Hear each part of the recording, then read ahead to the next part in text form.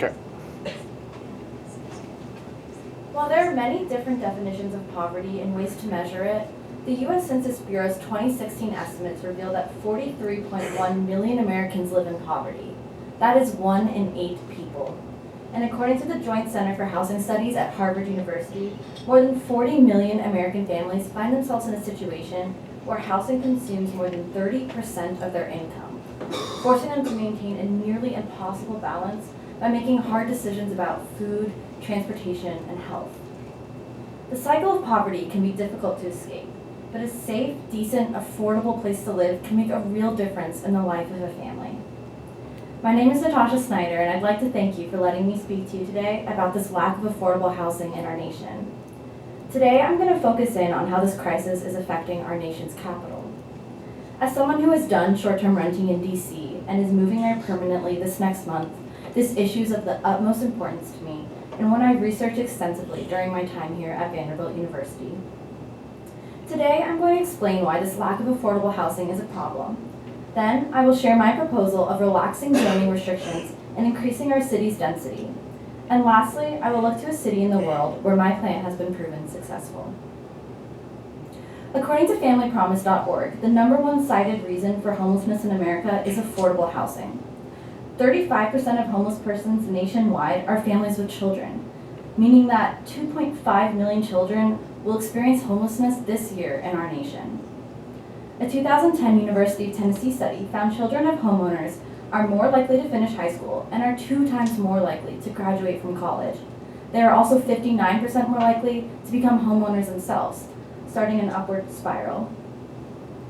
Housing poverty can also include things like lack of access to water and sanitation, depriving people living in poor circumstances of even the most basic physical, economic, and psychological security of adequate shelter. For example, according to the American Journal of Public Health, children living in deteriorated housing with infestations of cockroaches, mice, and mold suffer from higher rates of asthma, which is one of the leading causes of school absences today. In the U.S. today, for every 10 extremely low-income households, there are only 3 affordable rentals on the market. Virtually nowhere in the U.S. can a full-time minimum wage employee afford a 1-bedroom apartment. In D.C., even 2 jobs won't rent a 2-bedroom apartment. So how did we get to this point? For most of the 20th century, workers moved to areas where new industries and opportunities were emerging, and this was the power behind American prosperity. Agricultural workers moved from the countryside to booming cities like Pittsburgh and Detroit. In the Great Migration, some 6 million African Americans left the South for manufacturing jobs in cities like Chicago. But what allowed for this massive relocation and increase in the quality of life for families? Affordable housing. Today, this locomotive of prosperity has broken down. And according to the Washington Post, restrictive zoning is to blame, as it is one of the most powerful forces behind racial and economic segregation in our country. In cities like DC, increasingly restrictive regulations have contributed to the housing crisis and are a significant drag on economic growth. This is for 2 reasons. First, in many neighborhoods, zoning laws prevent the construction of low-cost housing by, for example, only allowing single-family homes instead of apartments. Additionally, zoning laws restrict the total amount of housing that can exist in any given area, which means wherever the affluent decide to move to, they will hike up the prices so that no one else can afford them. Imagine an example if there were a law that only 1,000 cars could be sold in DC per year. Those 1,000 cars would go to who could ever pay the most for them, and the chances are that you and I and everyone we know would be out of luck. According to urban economists Chiang-Tai Sheh and Enrico Moretti, without these zoning regulations, the U.S. economy today would be 9% bigger, which would mean for the average American worker an additional $6,775 in annual income. So to narrow in on DC's affordability problem, 1 in 4 renters spends more than 50% of their income on rent and utilities. Let me reiterate that. Over half of their income is spent on just living. This is not sustainable. According to a 2016 Atlantic article, for low to middle income households, average monthly rent in DC has gone up between around $50 to $400 between 2002 to 2013, while the number of apartments that cost less than $800 has been cut nearly in half during that same time. Incomes, meanwhile, have remained largely the same. And according to the DC Fiscal Policy Institute, meeting the housing needs of all DC residents would require an investment of around $5 billion, but the city's local fund budget is only around $7 billion. Those numbers clearly cannot add up when we need to invest in other critical areas like education and public safety. Now, while the district has made positive steps in spending more on affordable housing projects, they are missing out on a key part of the solution that will not bust their budget: relieving zoning restrictions and allowing for denser development, specifically near public transportation. For a land-constrained city, DC has a significant amount of land that is set aside for low-rise, low-occupancy housing units.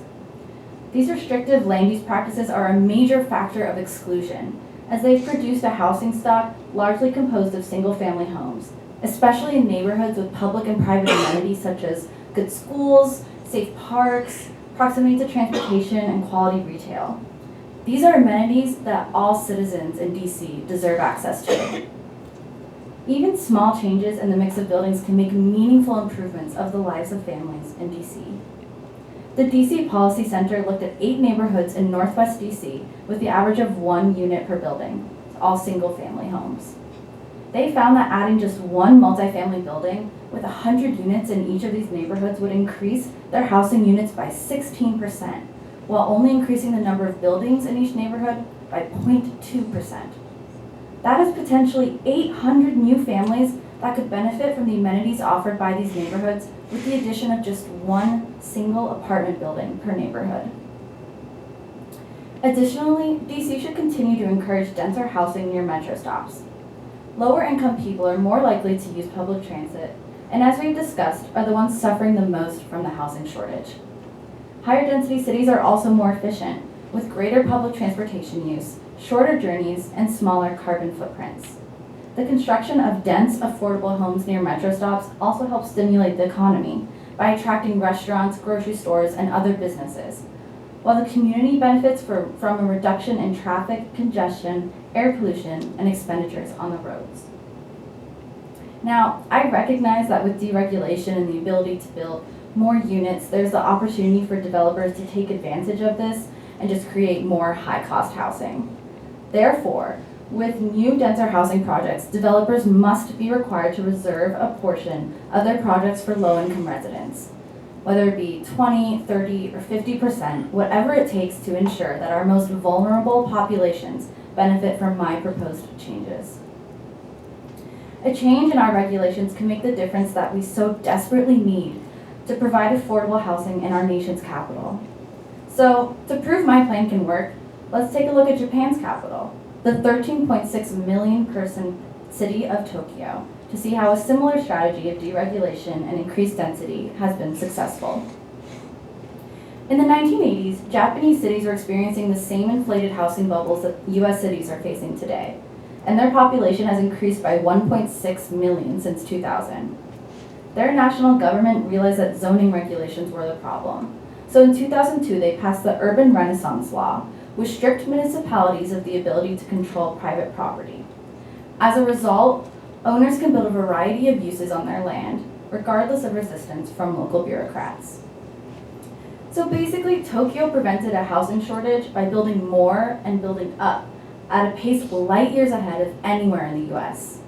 This process has actually stabilized Tokyo's housing prices, and according to a 2016 Forbes article, average housing prices throughout the greater Tokyo area have actually decreased since 2006.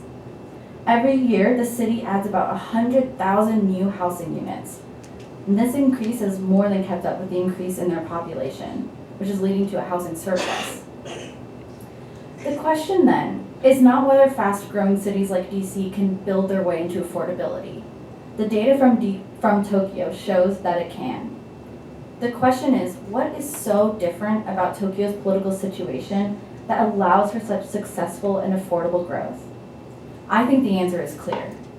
simplified zoning codes that allow for more denser housing, allow for a thriving, beautiful, diverse, and affordable city.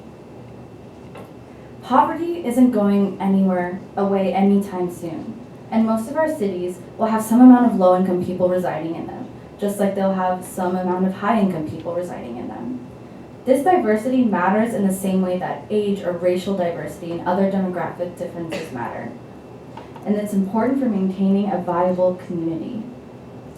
If the district wishes to remain the vibrant, thriving city it is, it will need a comprehensive, affordable housing approach that includes my proposal of deregulation and increased density to ensure that residents at a wide range of incomes can afford to live in this amazing city and contribute to the vitality of our nation's capital.